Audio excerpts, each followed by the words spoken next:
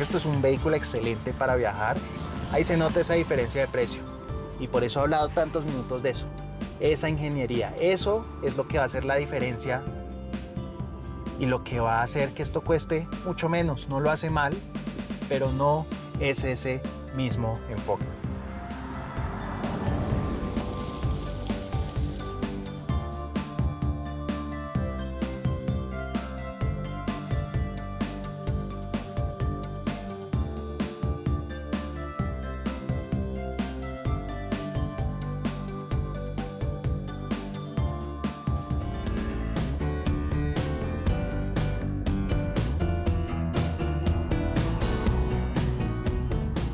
Y estamos empezando justo en el mismo lugar en donde hicimos las impresiones del último BYD que probamos, que fue el Yuan Up.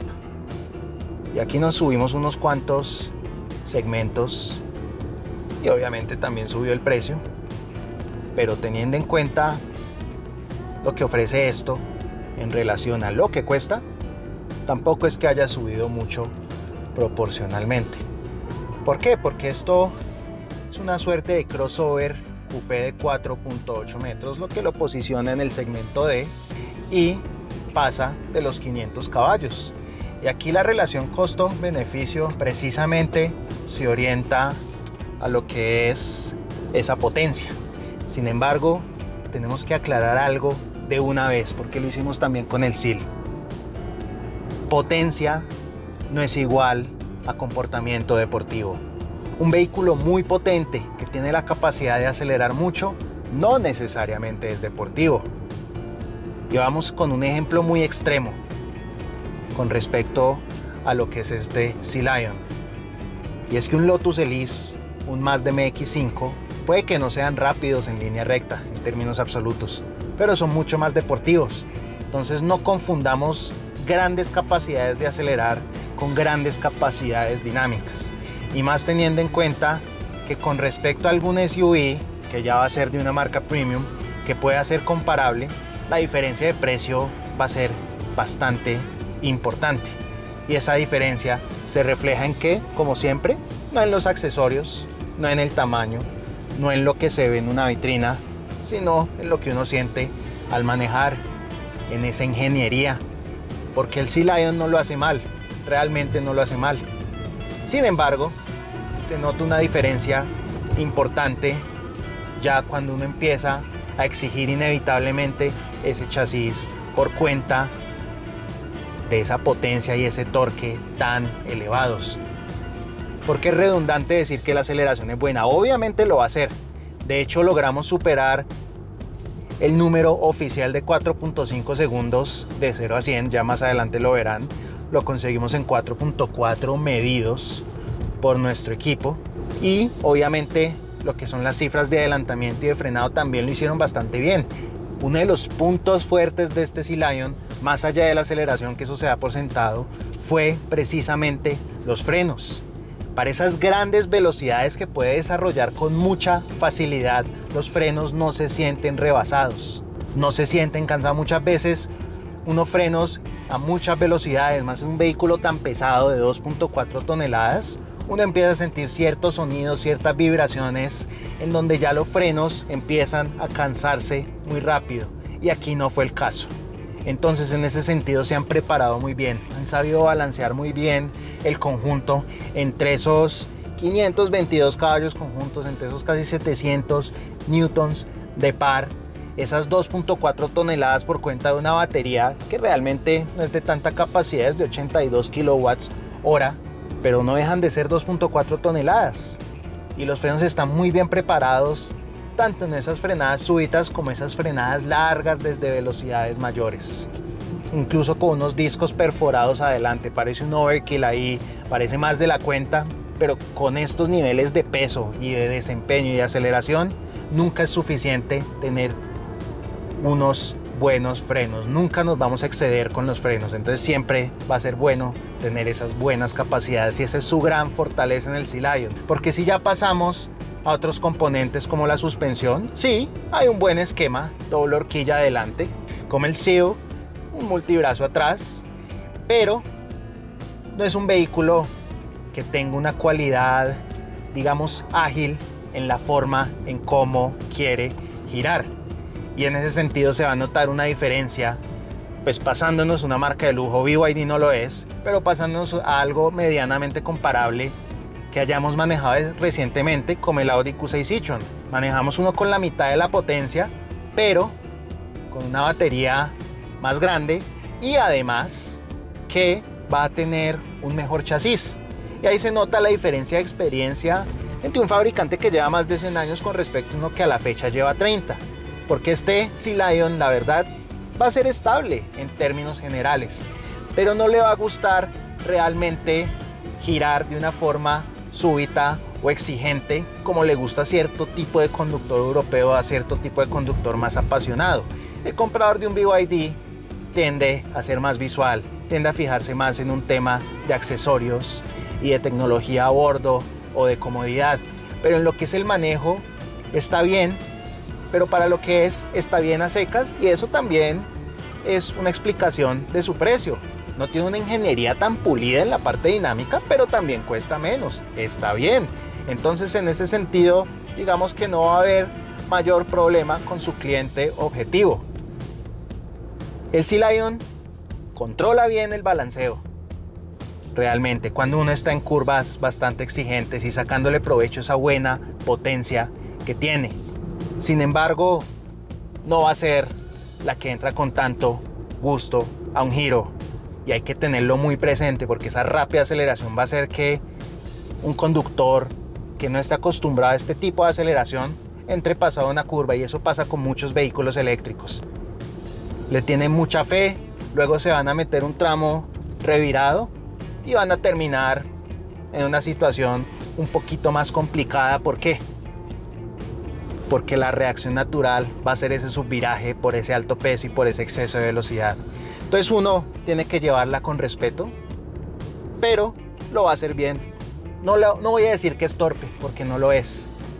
Sin embargo, no tiene ese toque ágil que tienen SUVs eléctricos de este tamaño, que son de marcas de lujo y que tienen más ingeniería y más inversión en ese sentido. Algo que han conseguido bien, eso sí, es que esa dupla de motores eléctricos están muy bien compensadas en el sentido de que el motor trasero va a tender a que pueda rotar un poco más. Entonces se logra meter un poco más, logra un sutil sobreviraje para que uno pueda entonces al menos trazar un poco mejor.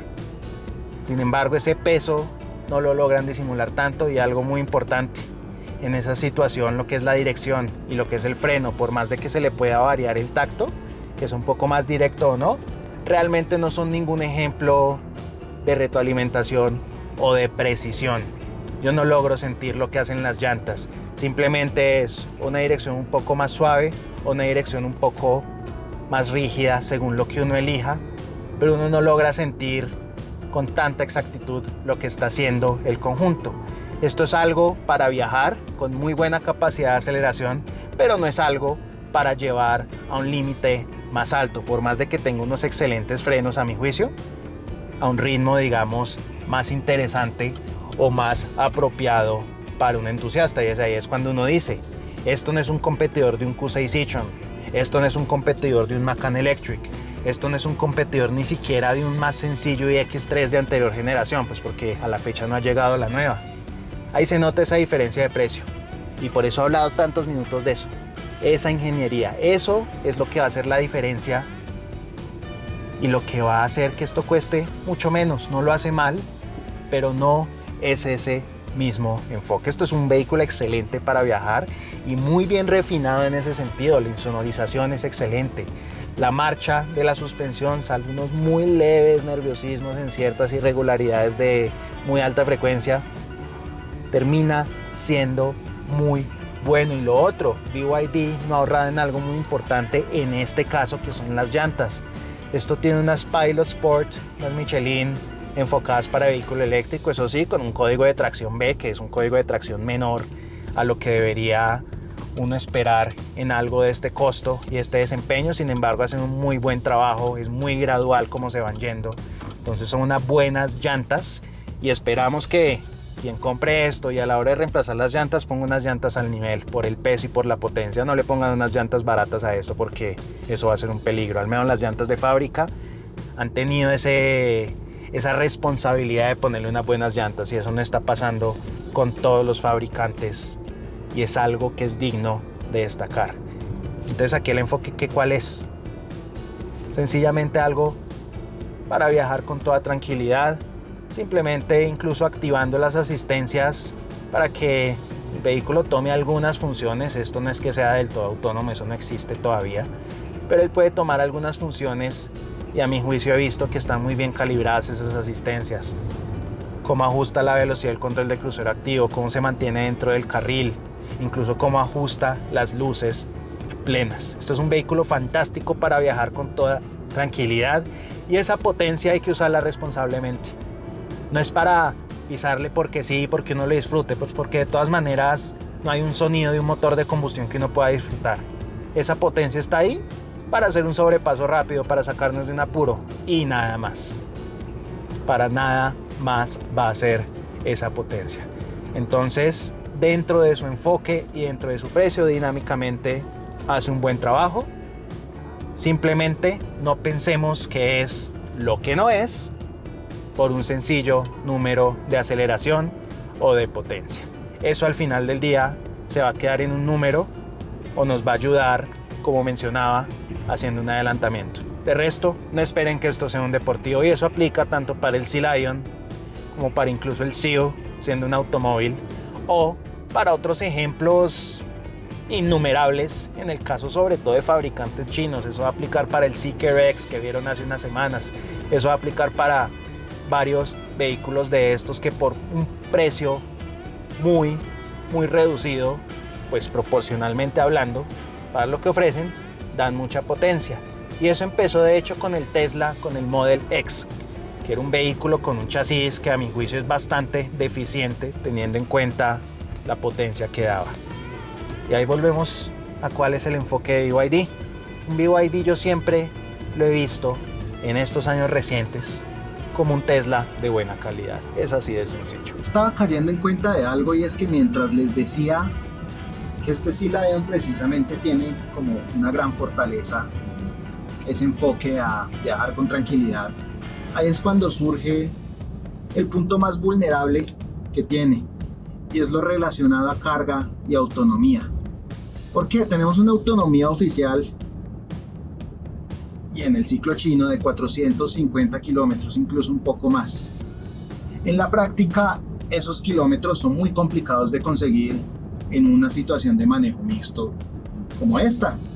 Algo de ciudad, algo de carretera, sin exigir demasiado todo el tema de aceleración. De repente uno puede hacer una acelerada fuerte para hacer un sobrepaso, pero la autonomía real, si bien es capaz de lograr algo más de 4 kilómetros por kilowatt hora, y ya considerando alguna variable que no vamos a usar toda la capacidad de la batería, vamos a tener una autonomía en la práctica que si acaso va a superar los 300 kilómetros. Puede que lleguemos por ahí a los 330, 350. Y eso no es un número realmente tan bueno teniendo en cuenta lo que ya existe en el mercado. Más cuando la carga es tipo 2, no es tipo 1, que es la que está estandarizada a la fecha en Colombia, y que no es tan fácil encontrar una carga rápida de tipo 2 en el país. Ahora, carga máximo 150 kilowatts, que para la infraestructura colombiana está bien, pero ya hay competidores a la fecha, incluso dentro de la misma BYD, otros modelos que van a cargar con una mayor potencia, que van a cargar hasta 270 kilowatts o incluso más. Entonces 150 es un número que se va quedando en términos generales muy normal, más teniendo en cuenta que es una carga con un conector tipo 2 y con una autonomía que calificaríamos de normal, porque no es algo que destaque. Ese es precisamente ese punto vulnerable que va a haber en este Sea Lion.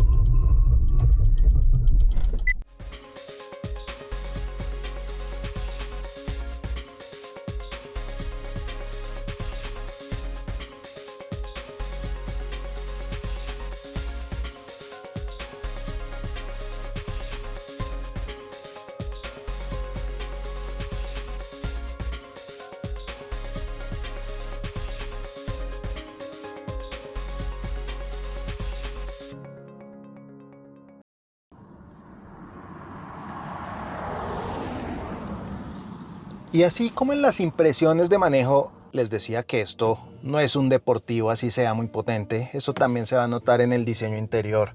¿Por qué? Porque hacia allá unos asientos muy vistosos, y de eso hablaremos más adelante. La posición de manejo es claramente mucho más funcional y mucho más consecuente a lo que es un crossover. Uno, es altísima, casi no se puede bajar el asiento. Y dos, el volante está bastante inclinado. Un auto con un enfoque un poco más deportivo, que busca cierta precisión a la hora de manipular el volante, va a estar más cerca a la vertical. Acá está bastante inclinado. Esto perfectamente podría ser la postura de manejo de una minivan, y eso no es malo. ¿Por qué? Porque la visibilidad es muy buena. Los retrovisores de buen tamaño y con un buen ángulo de cobertura. Yo le tengo especial odio a esos espejos de especificación americana que es como una lupa y uno no puede ver prácticamente nada. Uno solo puede ver un carril adyacente, aquí se ve todo. Entonces, bien por ese lado, en ese sentido se nota que han tomado de referencia más bien a los europeos. Ahora, les hablaba de los asientos, que iba a abordar ese tema más adelante. ¿Por qué? Va a sonar un poco extraño, pero BYD lo que ha hecho en muchos segmentos del mercado es democratizar los asientos de buena calidad. No voy a decir que es el asiento de un Porsche, pero es que tampoco está muy lejos. Si acaso el hecho de que esto sea de una pieza hace que para conductores muy altos, que tampoco es que vayan a ser muy usuales en China, esto no vaya a dar y la cabeza vaya a quedar un poquito expuesta. Sin embargo, lo que es el soporte, la posibilidad de ajuste, sobre todo en el caso del asiento del conductor, en el caso del pasajero no va a haber tantas posibilidades como en el asiento del conductor. Y ese mullido tan bueno y cómo se soporta la espalda durante varias horas va a hacer que ese asiento, la verdad, uno sepa apreciarlo. Eso lo han sabido hacer muy bien. ¿Y en qué han avanzado también? Precisamente en esta interfaz. Porque, o tal vez ya me estoy acostumbrando, pues conforme uno va manejando más estos vehículos, pero acá ya me está costando un poco menos navegar en los menús. Siento que ya la forma, o más bien no, la forma no, el tamaño de la tipografía aprovecha mejor el tamaño de la pantalla. Y eso también pasa en los instrumentos, porque BYD parece estar entendiendo que no es simplemente poner una pantalla en un tablero completamente plano. Esto es un tablero más envolvente, estos instrumentos son más grandes, siguen algo desperdigados ciertos datos. Sin embargo, acá nos apoyamos en un head-up display muy fácil de ajustar en altura y en brillo, que nos apoya también con cierta información adicional, ya sea de asistencias activadas, velocímetro, tiene un lector de señales de tránsito que también nos apoya. Entonces toda esa parte visual la siento mejor resuelta. La luz ambiental sigue sin ser muy sutil, pero pues es parte de la identidad de BYD, es algo que estamos viendo por ejemplo desde el Han ya desde hace algunos años. Y en donde se queda bien a secas es en los acabados.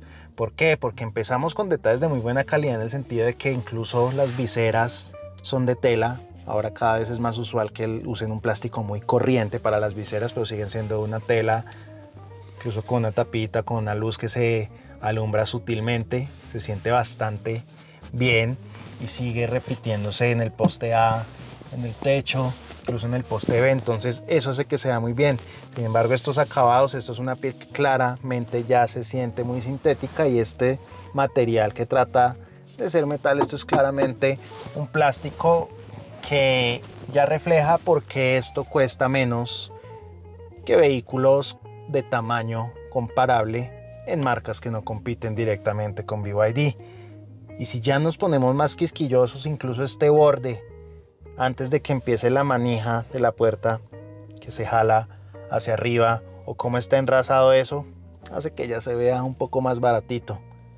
Digo, el conjunto está muy bien en general, pero ya en pequeños detalles se empieza a notar por qué la relación costo-beneficio de esto es tan favorable. ¿En qué compensa? Claramente en detalles bastante interesantes como la usual doble consola. Eso no es nada nuevo, pero sigue siendo muy útil porque aquí tengo un cable conectado para cargar el micrófono, pero no es visible, mientras que este cargador inalámbrico de este lado tiene su propio ventilador abajo para que se vaya cargando el celular sin calentarse en exceso. buen detalle ahí. Y sobra decir, muchísimo equipamiento. Desde las mencionadas posibilidades de ajuste de los asientos, incluso la misma climatización de los asientos. Los asientos delanteros tienen ventilación y calefacción, al menos para este mercado. Calefacción atrás y calefacción del volante, que a estas horas que grabamos se agradece. Además de la usual disposición de asistencias de seguridad que uno ya espera en esta gama de precios, por más de que esta sea, digamos, la económica, entre comillas, de su gama. Y bueno, su competidora más cercana, que en teoría sería la Zeekr 7X, todavía a la fecha no ha llegado a Colombia. Por último, algo que sí es muy de un segmento superior es que este vidrio viene con el double glazing, como dirían en Estados Unidos. Tiene ese pequeño laminado muy parecido al del parabrisas acá, y eso se nota en esa insonorización tan buena que tiene. Entonces es un conjunto en general bueno.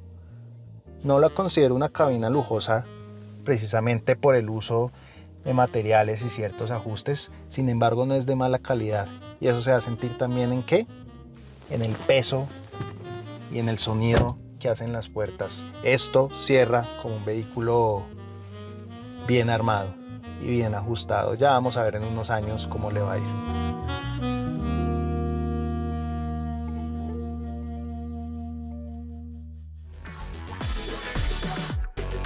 Ustedes, quienes nos ven, son lo más importante para nosotros, así que si les gustan nuestros contenidos, no olviden suscribirse a nuestro canal, darle like al video y activar la campanita de las notificaciones.